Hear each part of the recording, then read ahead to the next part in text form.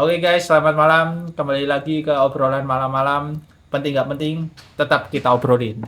Oke, mungkin kita semua tahu lah fenomena terkait Gufron. Semua orang ngerti lah. Mama Gufron, Gufron. Mama Gufron ini kayak apa orangnya, seperti apa. Nah, pertanyaan pertama dariku.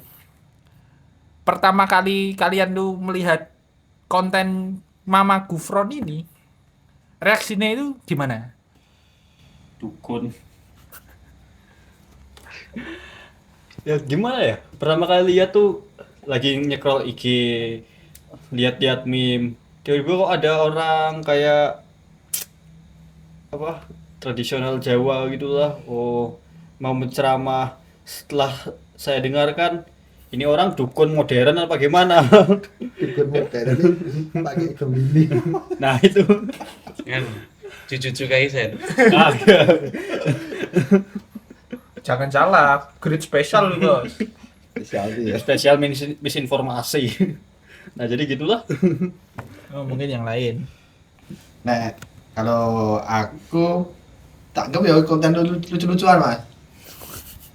Awal pertama sih kan sekilas pertama ya ini konten lucu-lucuan ini semacam stand up comedy lah kayak gitu kesan pertama nih. Tapi ternyata yo dipandang sebagai tokoh agama. Punchline-nya itu stand up comedy tapi dipandang tokoh agama. Ya kayak gitu. Kalau aku orang Sableng sih. Sableng sih. Dari apa ya? Isi ceramahnya sing ndak ya ngalor ngidul nggak jelas. Ngomongin malaikat wedi lah. Ngomongin apa Bahasa bidadari bahasa semut. Ngomongin bidadari pakai bahasa Arab terus. Ya tunggu dulu ya, saya lagi kerja di dunia liar. Nah, nggak jelas. Tapi yang jadi apa yang aku terbesit di pikiranku akhir-akhir ini, si GoPro ini mungkin bisa jadi orang bayar. Oh, menarik. Kayak dipelihara. Kalau asumsiku ya, dengan melihat banyaknya video yang berseliweran di internet, kayak nah aku menilai itu udah masuk ke level mendekati penistaan agama. Tapi Kayaknya tapi kenapa kok sampai sekarang kayak nggak ada aksi katakanlah dari MUI. Makanya aku berasumsi kayak orang bayaran. Oke, menarik. Itu menurutku Gufron. Aku ada pertanyaan kedua. Nah, di sosmed kalian itu sering nggak sih lewat konten-konten kayak Gufron ini? Nah, itu tuh salah algoritma atau itu cerminan bahwa otak memang lebih haus akan sensasi konyol daripada edukasi yang bermutu?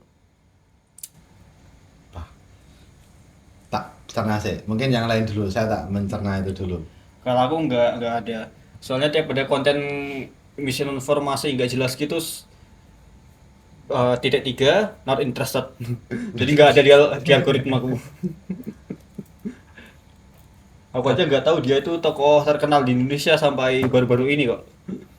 Tapi kayak kalau lihat algoritma sekarang walaupun sudah katakanlah di apa ya not interest, tetap bakal ada kemungkinan muncul terus selama katakanlah netizen yang lain masih ramai yang nonton. Katakanlah kalau lihat konten kreator dari Bali yang akhir-akhir ini lumayan ramai kan, dia mereaksi apa pengajiannya si Gufron. Itu aku yang nggak pernah apa ya nge-search Gufron di katakanlah IG, tapi ya secara gimana ya, karena rame kan muncul di itu reelsku. Nggak pernah sama sekali. Sama sih ya, bahkan di kalau aku sih banyakannya di TikTok. Cuma entah kenapa kok ya nggak pernah nyari, nggak pernah apa, tapi kok tiba-tiba muncul ya awal-awal memang menghibur lah, tapi kelama-kelamaan kok menjengkelkan aja. Kalau aku sih seperti itu. Menurutku bukan mengarah ke apa ya kurangnya mutu apa tadi sensasi otak kita untuk mengkonsumsi yang hal-hal. edukasi yang bermutu. Menurutku kalau sepengetahuanku mengenai algoritma kan emang ada pengaruh dari katakanlah luar kayak netizen yang lain kan, yang lagi rame apa kan. Dan kebetulan juga si Gufron ini emang masih lumayan banyak konten kreator yang katakanlah meriak si Gufron ini, jadinya mau nggak mau pun ada chance presentase walaupun kecil muncul di reels, walaupun itu bagi orang yang nggak pernah kayak nge-search namanya si Gufron seperti itu. Aku pun kalau semisal disuruh apa ya katakanlah nonton si Gufron itu sebenarnya nggak terlalu tertarik, tapi hari ini yang bikin aku tertarik itu cara orang mereaksi Gufron. Oh iya. Lucu sih. Tapi entah kenapa, apalagi TikTok ya, algoritma TikTok. Yang konten kreator membahas edukasi itu selalu views-nya lebih rendah daripada kayak konten-konten yang kayak Gufron gitu. Kalau itu menurutku udah lama ya mas, maksudnya ada distraksi apa namanya otak manusia sejak munculnya video-video pendek atau era media sosial tuh lebih senang mengonsumsi hal-hal seperti itu. Misalnya kalau kita bedah konten, katakanlah kalau aku tak bagi dua, ada konten edukasi sama konten entertain. Pasti konten entertain tuh view-nya banyak, sedangkan konten edukasi apapun dulu ada mbah-mbah di mana ya, Purwokerto atau mana ya, ngajari matematika pensiun dulu iya, itu sampai diundang ke podcast nasional, views-nya juga dikit. Mungkin yang fenomena rame edukasi cuma guru ngaji online kamu. Mari kita ngaji bersama-sama. Kalau di TikTok saya kurang tahu ya, tapi kalau di IG sebenarnya kalau konten edukasi menurutku lumayan ramai juga sih. Katakanlah kayak ada beberapa konten kreator kayak Adit MKM, Alwijo, Cela Baca Buku. Itu mereka menurutku lumayan ramai sih dengan kampanye mereka ngajak netizen mari membaca buku gitu, dan banyak yang ngikut juga. Terus kayak penulis CS Hairen, nah itu kan itu juga lumayan ramai, bahkan waktu si CS Hairen kayak ke Gramet manapun pasti banyak orang yang ngantri minta tanda tangan si CS Hairen. Kalau di IG menurutku kalau aku lihat dia rame, tapi kalau di TikTok saya kurang tahu. Berarti ada klasifikasi netizen Ada kemungkinan seperti IG, itu, TikTok, Facebook, X, thread gitu berarti mas. apalagi banyak yang mengatakan TikTok itu aplikasi sarang monyet. Tapi sekarang lebih ke thread mas. Nah, Thread. ngomongin Kalau anu iya, nah, kalau menurutku ya. Aku lagi di luar konteks pembicaraan. Kita maghrib mungkin apa sore. Ada orang bikin utas ngomongin kemarin ada musisi meninggal. Mungkin konteksnya yang reggae itu musisinya, tapi nggak tahu. Oh iya. Dia cuma bilang ada musisi meninggal, rame terus. Fashion Pride. Nah, terus saya wong yang bikin utas tuh bilang gak kenal. Terus dia ngomong dilanjutin diserang sama fansnya. Padahal kan jujur aku kenal. Nah, terus di komen sama salah satu kreator favoritku Agus Magelangan, itu kejujuran level TK. Ya ada jujur tapi nggak perlu diomong, ya nggak kenal ya rasa ngomen gitu. Nah, nek triti levelnya X atau triti mungkin ya itulah dua itu lucu-lucu, nek emang lucu-lucu. Cek penting TikTok, nek TikTok ini saiki tempat belanja ada tempat rekomendasi kuliner atau wisata. Cuman netizen TikTok itu memang parah mas. Kayak misal sampean nganu apa lihat sebuah konten ya, katakanlah bola lah kan, sampean kan seneng bola, kayak penggorengan kayak misal El Clasico Madrid Barca, itu selalu itu kontrane rame tuh tarungnya di komennya. Mereka Argumennya dua fan itu terlalu kayak kadang malah menyerangi personal, kadang-kadang banyak yang menyerang personal. Nah, gitu ya, sangat Kalau IG itu ya masih kayak lumayan lah. Lumayan ya. Kayak kalau sosmed bicarakan kalau thread sama X itu banyak sekarang sing pindah ke thread. Pengguna X pindah ke thread. Atau luwih apa? Luwih Katanya thread yang sekarang itu kayak Twitter zaman dulu. zaman dulu. Jadi ya aku kan nggak tahu. Ya mungkin lanjut aja. Oke, menurut kalian konten-konten seperti Gufron ini dihypekan secara sengaja untuk menutupi kasus yang lain atau enggak? Asumsiku kayak tadi yang aku omongin tadi. Oh, menutup kasus lain. Asumsiku jadi makin kuat karena itu tadi kayak isi ceramahnya Gufron kan Aneh. nyeleneh ngalor ngidul nggak jelas, dan sampai sekarang pun kayak MUI nggak ada tindakan ya. Itu yang jadi asumsiku jadi makin kuat sekarang. Kalau konten kreator yang lain kayak misal kontennya itu ya ke pembodohan lah kayak Gufron lah. Kita katakanlah Gufron kan kontennya sungguh pembodohan lah. Itu apakah memang sengaja dihypekan atau memang enggak dihypekan? Kalau Kalian dihypekan menurutku tidak juga, karena dilihat dari isi kontennya yang emang apa ya, saking nyelenehnya jadi gampang ke up, jadi gampang ke notice sama orang-orang, gampang ya katakan mungkin kalau semisal ngomongin kayak ya mungkin kayak apa ya namanya, konten manajerial yang kayak ngurusin hook ya, itu kayak videonya si Gufron tuh kayak ngehook banget. Saking nyelenehnya jadi wah ini orang nih apa namanya kayak isi ceramahnya kok gitu sih. Tapi di satu sisi sebenarnya orang itu udah tahu kalau misal emang si Gufron tuh yang di ceramah yang disampaikan Gufron tuh kayak nggak jelas. Tapi ya bikin rame aja. Kayak emang saking nyelenehnya jadi ngehook orang gitu loh. Nah, menurutku saiki ya. Justru orang itu kan kan cuma misalnya neng Explore gambar awal. Strategi Gufron lah. Orang sengaja pengen nonton, dia itu kita tuh mau cari kenyelenehan apa lagi sih yang ingin dia keluarkan. Ya berarti wah ini naik kalimat apa nih setelah sududu kan tapi kita tuh ingin mencari apa lagi nih yang baru dari Inna Makoli ya. Sengaja di up oleh suatu pihak tapi emang si ya. Nek Gufronnya itu sih. Nek di up tak kira mungkin ada pernah masanya dia di up, tapi nek sekarang menurutku dia cenderung organik man. Tujuannya apakah untuk menutup kasus untuk saat ini secara tidak langsung ini tak kira tidak ada kasus yang, tapi ada misi tak kira jangka panjang untuk membuat kita tuh teralihkan secara tidak langsung. Nah wis berarti kita harus mengkonsumsi es teh, pasti kan kamu lebih candu es teh daripada air putih.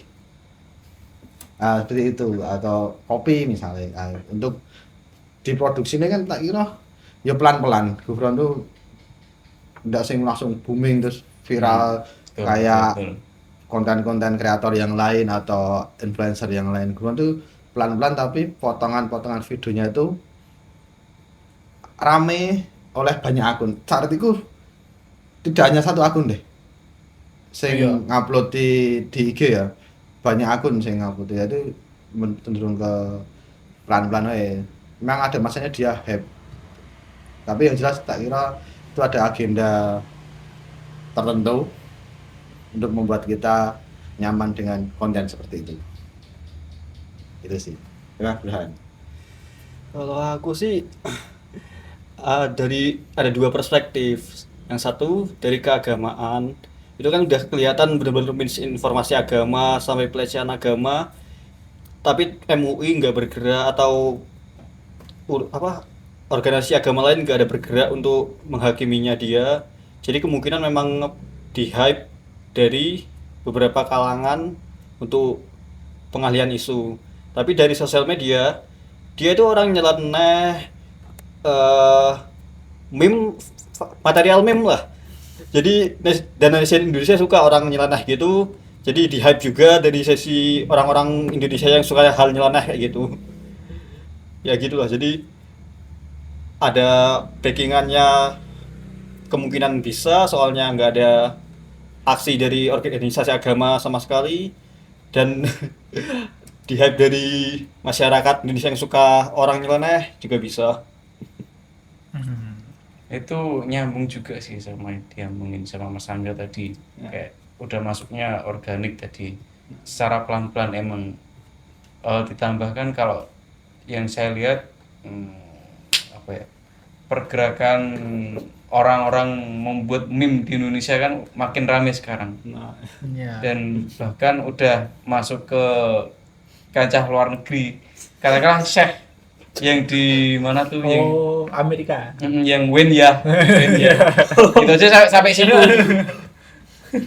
Dan itu jadi apa ya? Secara nggak langsung mendukung apa ya?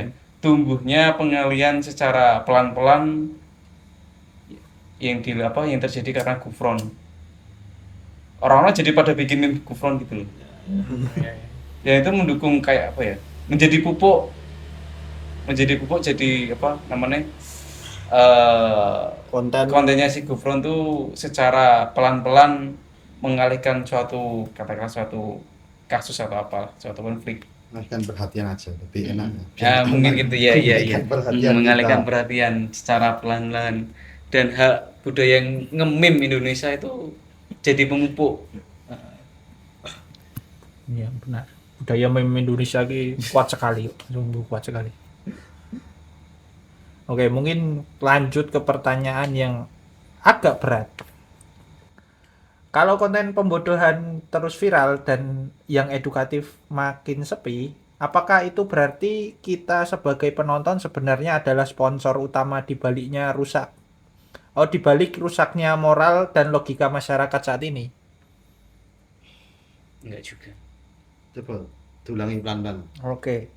Kalau konten pembodohan terus viral dan yang edukatif makin sepi, apakah itu berarti kita sebagai penonton sebenarnya adalah sponsor utama di balik rusaknya moral dan logika masyarakat saat ini? Coba memang. Menurutku enggak juga. Katakanlah kayak video-video pembodohan itu viral, menurutku ya mungkin ada andil dari katakanlah tiap individu buat membuat suatu video jadi viral. Tapi kalau membuat kita menjadi apa ya namanya ya, ikut andil menurut apa tadi? Sponsor lah, kita sebagai netizen atau sebagai orang yang menikmati konten itu menjadi sponsore konten-konten pembodohan ini untuk menghancurkan logikanya itu kita lah. Menurutku kalau sampai menghancurkan logika kita enggak juga. Tapi kalau andil dalam apa ya, membuat suatu video menjadi viral ada kemungkinan ya. Karena nambah view kan. Dengan nambah view ada kemungkinan suatu video jadi mudah dilihat sama yang lain. Tapi kalau sampai menurunkan katakanlah SDM rakyat Indonesia atau netizen, menurutku enggak. Kalau itu udah ke ranah cara kita menyikapi. Lanjut. Wis. Kalau aku, saat ini kita jadi sponsor rusaknya kemampuan kita berpikir secara rasional dan kritis, enggak mas, kurang sependapat karena hal itu sudah lama ada, cuma bertransformasi bentuknya saja. Ketika aku SMP mungkin dulu enek fenomena batu ponari kan mirip-mirip. Iya. Ya, atau fenomena Dimas Kanjeng menggandakan Diri. duit, menggandakan duit. Nah, itu, aku melihatnya lebih ke bagaimana cara masyarakat kita masih terpaku dalam logika mistika pertama. Kedua, mungkin ada kelelahan akut terhadap kemiskinan. Jadi kita sudah lama miskin, mungkin hiburan yang paling ringan yang bisa kita terima itu, atau mungkin ada yang bisa jadi motivasi juga loh mas. Mungkin kan sudah ada yang ngomong juga dulu masa lalu nih Gufron ini seperti apa, terus sekarang jadi pemimpin pondok ya. Iki wong kaya ngono wae iso dadi. Dadi pemimpin pondok aku lah tak maca aku sarung. Aku tak kira ning ngarep kamera ngomong mungkin ya iso dadi pemimpin pondok. Mungkin tapi kalau soal logika itu dari dulu sudah ada cuma bertransformasi bentuknya saja. Justru malah itu tantangan bagi pendidikan kita saat ini untuk mengedepankan atau lebih kembali mentajamkan logika berpikir kita bahwa oh itu cuma konten lucu-lucuan. Kita kan tidak bisa mengatur ya orang tuh memproduksi konten apa, kita bisa mengatur otak kita menilai itu konten apa dan tidak berpengaruh pada kita. Nah aku ngono. Tergantung dari cara kita masing-masing mengambil tindakan berarti kan, dan menilai suatu, katakanlah suatu kejadian. Ya apa? Kalau dalam meramaikan konten pembodohan masyarakat, apakah penonton yang meng-hype Gufron itu mengaruhi maraknya konten? Ya pasti iya, soalnya kan algoritma akan merekomendasikan tema-tema video yang rame ditonton, rame di komen. Tapi dalam menurunkan IQ, kepintaran masyarakat itu pastinya tidak. Soalnya kan pada akhirnya kepintaran masyarakat itu tergantung edukasi lingkungannya. Kalau misalnya ada anak nonton Gufron lalu ngomong ke orang tuanya kalau yang dikatakan Gufron itu benar, ya orang tua ya orang tuanya harus bisa mengedukasi anaknya kalau itu salah dan biar sadar kalau yang dia tonton itu hal informasi dan cuman konten yang membodohkan lah. Jadi pada akhirnya kalau soal kepintaran pasti edukasi sekitar. Tapi kalau soal keramaian konten di internet pasti penonton berpengaruh karena algoritma. Nambahi sithik Mas. Sebenarnya ada Gufron tak kira cuma sedikit gambaran atas kebodohan masyarakat. Saya kan sebenarnya apa yang dilakukan Gufron itu cuma ya saya katakan cuma nyeleneh ya, atau mungkin di level berat bisa dikatakan penistaan agama. Tapi ada yang dulu saya ingat, tapi nggak rame, ada yang ngomong si A itu bis katanya Habib itu bisa pesawat tuh mundur, tapi nggak rame aja. Gus, Aku belum. Habib itu gara-gara Habib itu pesawatnya bisa mundur, jelas-jelas menantang logika loh. Pesawat mundur. kalau nggak salah itu Gus Miftah kayaknya. Bukan, nah itu bukan. Habib kayaknya. Ya, habis apa itu pesawat. Memang videonya kayaknya nggak semeledak atau seramai videonya Gufron. Gufron kan tidak ada yang, ya ada sih yang menentang logika. Itu santri meninggal, ditanyain mana, oh santrinya Gufron, malaikatnya mati. Cuma itu lucu lah Mas. Sebenarnya kan banyak tau hal yang kita kutuskan dari seseorang yang berlabel tokoh agama akhirnya menumbuhkan rasionalitas kita dalam berpikir. Kita Oke, mungkin pertanyaan Pak, tingkatannya kita tingkatkan lagi. Oke, kapan kita mulai menormalisasi kebodohan sebagai bahan hiburan?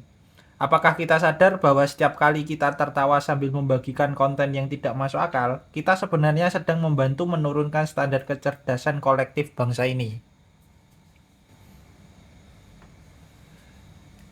Kalau konten bodoh jadikan apa hiburan itu pasti udah dari dulu. Soalnya kan apa konten bodoh kayak kepleset pisang atau membaca buku terbalik atau apa membuat pesawat bisa mundur. Mungkin katakanlah kalau Itu kan dari kita ambil contoh kayak Manjiri mungkin. Kalau soal kebodohan jadi hiburan itu pasti sudah dari dulu, sebelum sosial media pun udah ada. Cuman kan yang terpenting adalah bedakan hiburan dengan edukasi. Nah, di saat hiburan malah diubah jadi edukasi, nah itu yang menjadi masalah. Jadi pada akhirnya bedakanlah hiburan dan edukasi, dan terutama ingatkanlah edukasimu, tingkatkanlah edukasimu. Jangan sampai berkepengaruh lah sama hiburan malah jadi edukasi sembarangan. Tapi nyatanya kok banyak anak-anak remaja yang nggak mau sekolah. Keluarkan dalil MBQ-mu. Keluarkan dalil MBQ-mu kawan. Saatnya itu Ayo, muncul. Apakah itu efek dari konten itu? Tidak bisa dikatakan efeknya juga sih, tergantung. Kita harus tahu dulu kalau semisal seorang anak tuh nggak mau sekolah karena alasan apa kan. Apa emang dia nggak mau sekolah emang karena katakanlah konten pembodohan kayak yang lucu-lucu tadi atau bukan.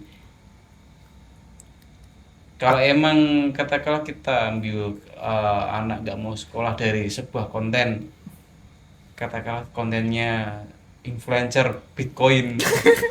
Aku ramai nyebut. Ya. Ferrari-mu apa? Lambumu apa? Warna apa? McLaren warna apa McLaren bos? Apa? Ya, itu Kuliah itu scam.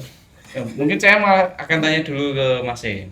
Menurut sampean kontennya Timothy itu pembodohan atau bukan? Enggak bos. Kalau aku sendiri ya, kontennya dia itu sebenarnya edukatif terkait ekonomi.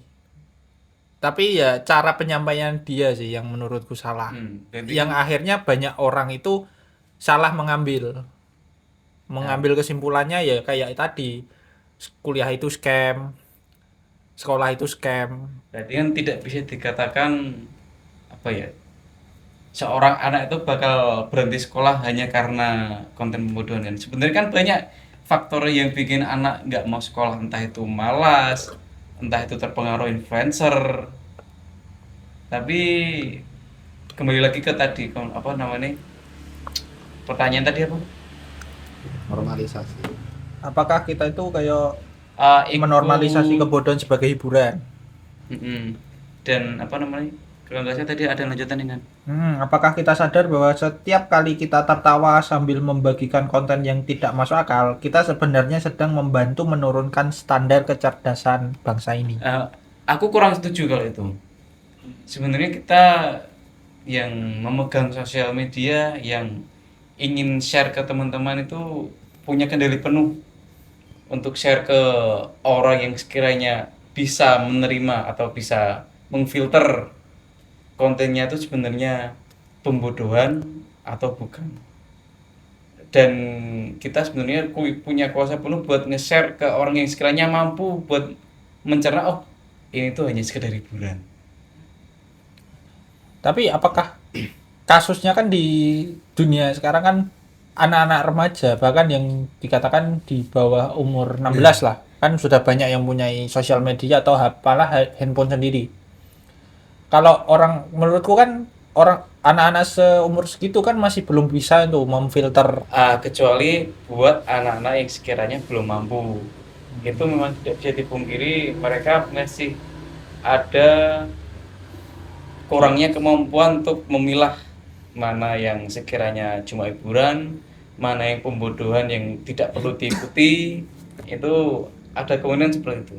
Tapi kalau ya saya yakin orang-orang kayak kita yang sudah sekiranya dewasa pasti tahu lah. Dan dari situ saya juga mendukung kayak kebijakan pemerintah yang kemarin yang membatasi apa namanya, Akun. Membatasi umur. membatasi umur penggunaan sosial media. Iya. Itu saya cukup setuju dengan kebijakan tersebut. Kalau Sangat setuju. dibilang kita apa namanya ikut menyumbang apa menurunkan katakanlah IQ dari orang-orang Indo, menurutku enggak juga sih. Kita sebenarnya punya konsep penuh buat mencerna, memfilter, nge-share konten yang ingin kita share ke teman-teman gitu. Kita punya konsep penuh. Yang ada lagi? Sama. Cukup luas sudah cakupannya. Oke, mungkin ini pertanyaan terakhir. Apa jadinya standar berpikir anak-anak kita nanti kalau yang mereka lihat sukses dan viral di media sosial itu bukan orang yang berprestasi, tapi orang yang paling berani tampil paling tidak masuk akal? Itu menurutku harus dibuktikan dulu Mas. Yang tidak masuk akal itu dibandingkan dengan orang yang berprestasi secara akademik maupun non akademik, tapi kan bisa di e-sport. Nah itu ada perbandingannya nggak dulu kalau kita ngomongin. Kalau emang ada, mungkin katakanlah contoh, siapa ya? Nah, kan orang nek mas, sedikit memang secara finansial ya. Ya ada contohnya Gufron tadi mungkin dia naik derajatnya secara finansial jadi ketua apa? Ponpes unik. Pemimpin pasti ada efek finansialnya, tapi apakah itu akan sustain atau long life dibanding orang yang sukses karena emang skillnya. Nah, kita bisa ambil contoh orang yang sukses karena skillnya Raditya Dika. Dia punya skill storytelling dan nulis. Dia bisa memonetize skillnya dalam banyak lini. Stand up, nulis buku, mungkin film, bukunya jadi film, podcast. Nah, itu. Itu ada lagi mungkin Dokter Tirta. Dokter Tirta itu unik menurutku dalam media sosial. Dia itu edukasi tapi juga ada entertainnya dengan Marah-marahin. personetnya yang marah-marah atau apa. Kemudian ada Ferry Irwandi kan setelah dia cerdas, setelah resign dari PNS, membangun medianya sendiri.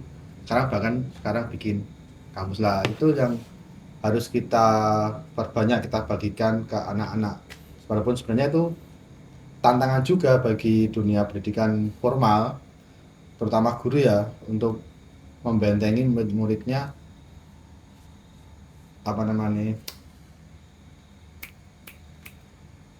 mungkin nek pengen sukses sing sustain, sing bener-bener sukses secara finansial apa ya orang kudu pintar. Tapi kan banyak kasus ya influencer yang sukses itu kan banyak kasusnya kan yang kontroversial lah, kita tahu sendiri. Kayak mungkin kalian tahu Bigmo nggak sih?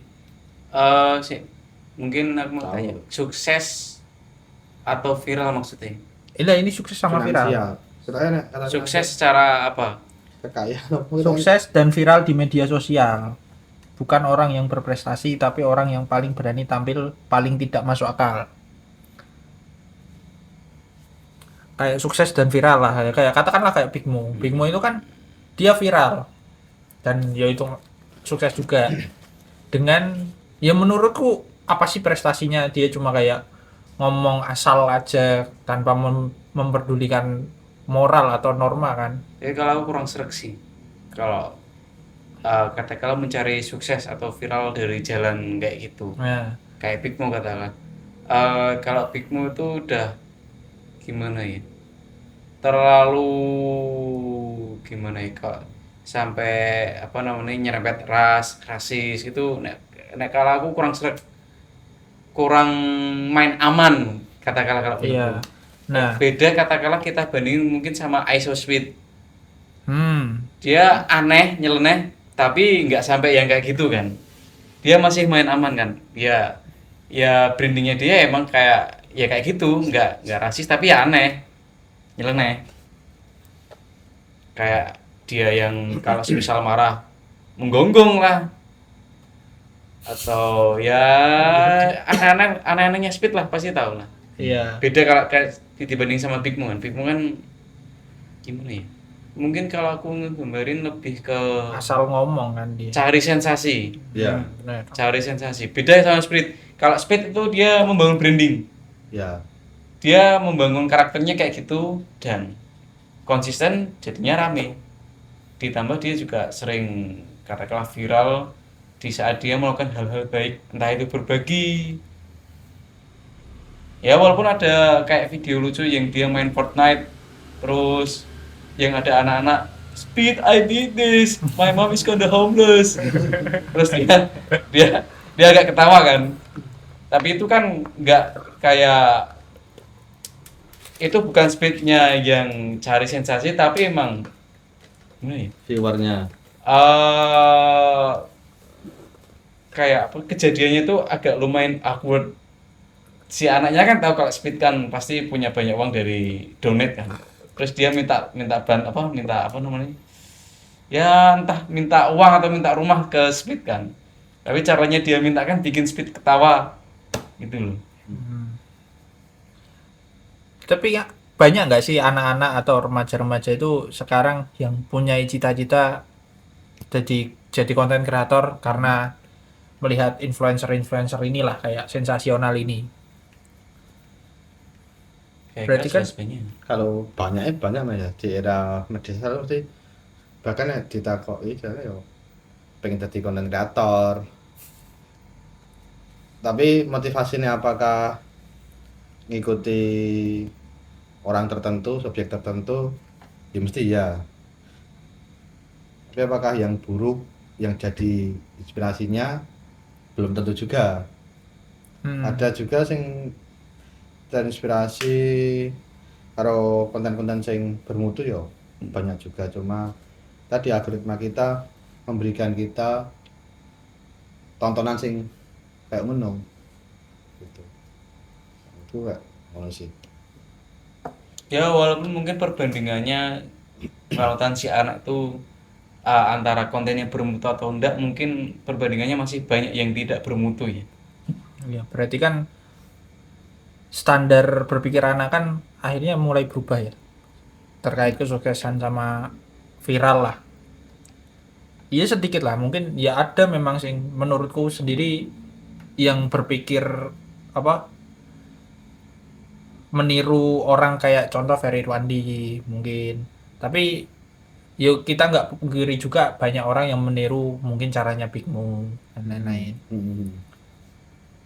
Tapi ya memang di zaman sekarang menurutku sendiri sih cara ya pola pikir anak-anak itu atau remaja itu udah beda lah.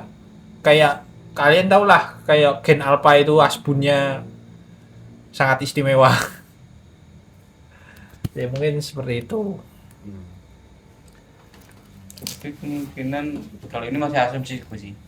Ada kemungkinan katakanlah orang generasi-generasi yang baru-baru ini muncul ada pemikiran mau melangkah ke katakanlah jadi konten kreator, itu ada kemungkinan bakal lebih banyak memilih ke jalur katakanlah Big Mo. Kalau dari yang kulihat, kalau mau mencari yang lebih instan itu ada kemungkinan lebih cepat ke Big Mo karena kalau dibanding sama Ferry Irwandi. Dan ada kemungkinan lebih cepat dapat uangnya kan.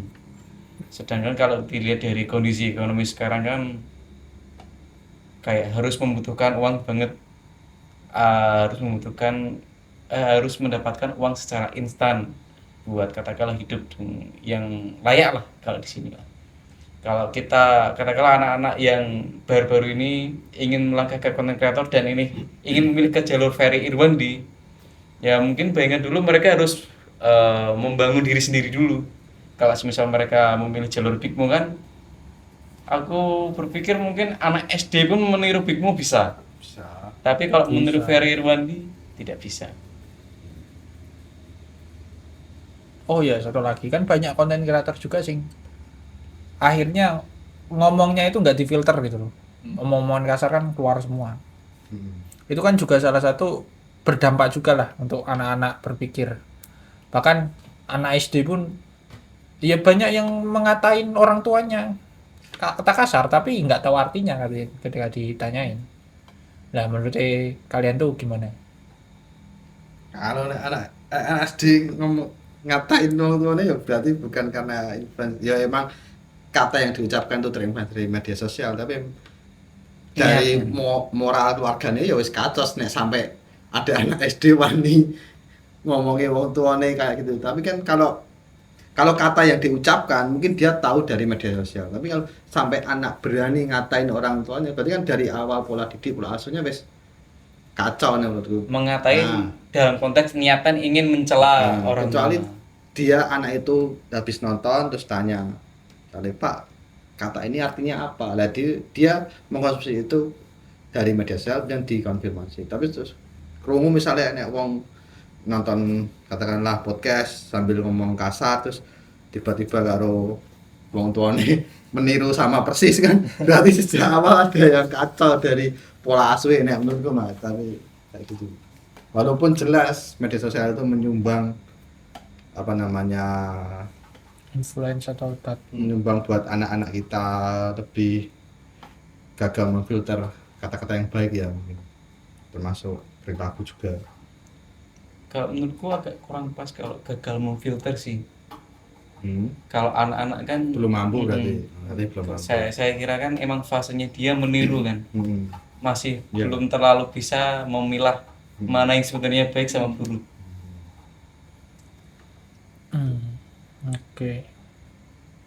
Makanya tadi kan tak tambahin niatan si anak itu sebenarnya mencela atau hanya sekedar katakanlah meniru celaan dari influencer. Kan ada kemungkinan anak nggak tahu konteksnya, yang penting Ucap. terlihat kece ini katanya. Oh. Katakanlah ambil kata-katanya si Gufron. Wow. Jelek. Itu termasuk salah satu sing ikonik dari Gufron ya menurutku, karena sering apa namanya direct sama influencer lain, dan ada kemungkinan anak-anak meniru. Nah katakanlah kita ada kemungkinan anak dari luar Jawa meniru kata tersebut. Katakanlah kan, Jangan kan luar Jawa. Cuma Indonesia nggak bisa. dan mereka nggak tahu konteksnya kan, nggak tahu artinya kan, ada kemungkinan seperti itu. Oke, itu aja tuh obrolan kali ini. Jangan lupa subscribe, like, dan follow. Oh. Ini closing gitu. Aku mau closing gue mah. Oh, jelek. See you. Demonetize.